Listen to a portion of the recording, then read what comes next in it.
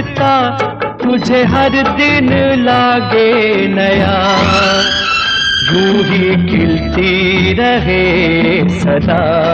बॉलीवुड की जानी मानी चाइल्ड आर्टिस्ट और अभिनेत्री सारिका किसी पहचान की मोहताज नहीं है। सारिका के अभिनय के तो सभी कायल हैं। क्या तुम भी समझती हो कि मेरे पिताजी चोर हैं? तुम्हारे पिताजी सिर्फ सोने चांदी के ही चोर नहीं, लोगों की चांद के भी दुश्मन हैं। इसके अलावा उनकी खूबसूरती और ग्लैमरस अंदाज के भी काफी चर्चे हैं। सारिका का सिर्फ करियर ही नहीं बल्कि उनकी निजी जिंदगी भी किसी फिल्मी कहानी से कम नहीं रही। सारिका ने भले ही फिल्में कम की लेकिन वह अपनी पर्सनल लाइफ के कारण ज्यादा सुर्खियों में रही थी। सारिका बिन शादी ही मां बन गई थी। बेटी श्रुति हसन के जन्म के बाद उन्होंने अपने live in partner actor Kamal Haasan से शादी की थी। शादी के बाद सारिका की एक और बेटी हुई लेकिन कमल हसन से उनका विवाद बढ़ता गया और अंत में कमल हसन उनसे अलग हो गए। हैरत की बात यह थी कि अलगाव के समय सारिका की बेटियों ने भी मां का साथ नहीं दिया था। सारिका इस ब्रेकअप से टूट गई थी और बेहद मुश्किल से इससे बाहर आई थी। तो चलिए आज सारिका के इस डार्क साइड के बारे में जानते हैं। तो चलिए वीडियो की तरफ। दोस्तों, अपने लंबे फिल्मी सफर में उन्होंने कई दिग्गज एक्टर्स के साथ काम किया और सुपरहिट फिल्मों का हिस्सा भी रही। जीवन का ये गुलदस्ता तुझे हर दिन लागे नया, यूं ही खिलती रहे सदा।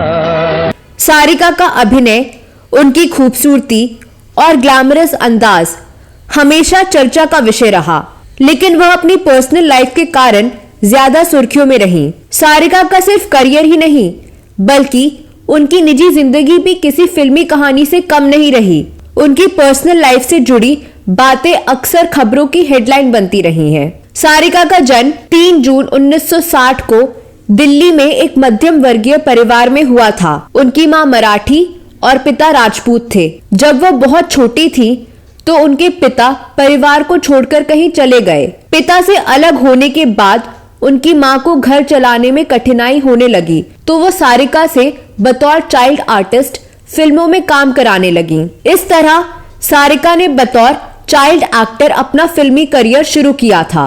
तब उनकी उम्र 5 साल की थी। साल 1967 में वह मंजली दीदी फिल्म में नजर आई। इसी साल 1967 में आई मूवी हमराज में बतौर चाइल्ड आर्टिस्ट उनके काम की काफी सराहना हुई। इस फिल्म में वह एक्ट्रेस विम्मी की बेटी बनी थी। साल 1968 में आई उनकी फिल्म आशीर्वाद में वह अशोक कुमार के साथ एक्टिंग करती नजर आई। इसके बाद वह बढ़ती उम्र के साथ फिल्मों में चरित्र किरदार प्ले करती रही। बिहारी के बच्चे, नमक हराम, शर्म नहीं आई तुझे चोरी करते हुए? छोटी बहू, जिद, वंदना और खुशबू जैसी फिल्मों में उन्होंने काम किया। वह कभी स्कूल नहीं गई। सारिका की कमाए पैसों से ही घर चलता। यही सिलसिला उनके बड़े होने तक चलता रहा। सारिका जो भी कमाती उसका एक एक पैसा उनकी माँ रख लेती। उनकी माँ का बर्ताव उनके प्रति बहुत खराब था। एक बार उन्होंने काम के बदले में मिले 1500 रुपए से किताबें खरीद ली थी तो माँ ने बहुत बुरी तरह उनको पीटा था। बतौर चाइल्ड आर्टिस्ट काम करने की एवज में मिलने वाले पैसे से उनकी माँ ने मुंबई में 5 अपार्टमेंट्स खरीदे थे। बाद में उन्हें पता चला कि इनमें से कोई भी अपार्टमेंट उनके नाम नहीं है। फिर एक दिन अपनी माँ की प्रताड़नाओं से परेशान होकर सारिका ने घर छोड़ दिया था। वह खुद को अपने पैरों पर खड़े करने के लिए संघर्ष करने लगी थी। फिर उन्होंने साइड एक्ट्रेस का रोल करना शुरू किया।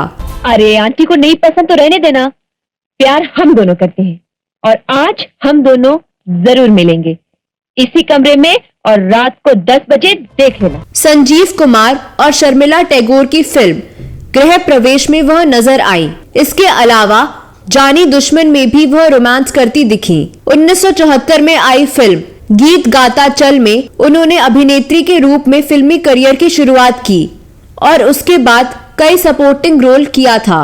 इस फिल्म में सचिन हीरो थे।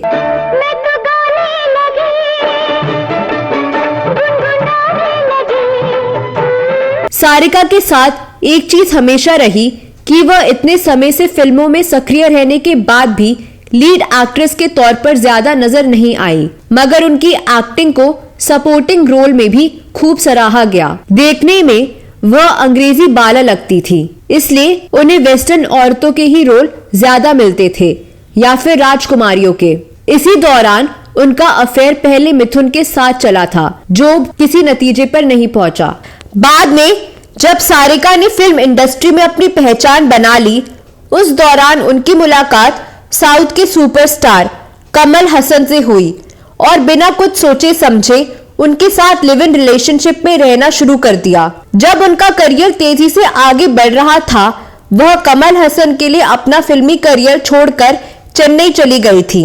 लेकिन कमल हसन जब सारिका को डेट कर रहे थे तो उनकी शादी वानी गणपति से हो रखी थी, लेकिन उनसे उनका तलाक नहीं हुआ था, बल्कि तलाक की प्रक्रिया जारी थी। इस एक्स्ट्रा मैरिटल अफेयर को लेकर दोनों को आलोचना भी झेलनी पड़ी, क्योंकि वानी से तलाक लेने से पहले ही कमल हसन और सारिका लिव इन में रहने लगे थे। फिर जब उन्होंने वानी को तलाक दिया तो इतनी रकम देनी पड़ गई थी कि उनके पास कुछ नहीं बचा था। ऐसे समय में वह तत्काल सारिका से शादी करने के लिए तैयार नहीं थे। हालांकि उस दौर में उनका रिश्ता किसी को स्वीकार्य नहीं था, लिहाजा उस समय वे जब भी कहीं बाहर जाते थे तो एक होटल में नहीं ठहरते थे, क्योंकि वे पति पत्नी नहीं थे। लिव इन में रहते हुए ही सारिका प्रेग्नेंट हो गई थी और उन्होंने बेटी श्रुति को जन्म दिया था। लिव इन में रहते हुए सारिका ने दूसरे बच्चे को भी जन्म दिया। दोनों बेटियों को जन्म देने के बाद 1988 में दोनों ने शादी करके अपने रिश्ते पर मुहर लगाई। लेकिन इससे पहले 1986 में उन्होंने कास्टिंग काउच का खुलासा कर तहलका मचा दिया था। 1986 में मार्क जुबैर नाम के डायरेक्टर ने सारिका को फिल्म में काम के बदले साथ सोने का ऑफर दिया और मजबूर किया था। बाद में उसे सारिका ने मान लिया था, लेकिन असल में ये कास्टिंग काउच का सीन फिल्माया गया था कत्ल फिल्म में, जो कि एक मर्डर मिस्ट्री फिल्म थी। संजीव कुमार फिल्म में मुख्य भूमिका में थे, लेकिन सारिका ने फिल्म में जिस तरह कास्टिंग काउच को स्वीकार किया और बॉलीवुड के काले सच को साझा किया, इससे फिल्म की काफी आलोचना हुई थी।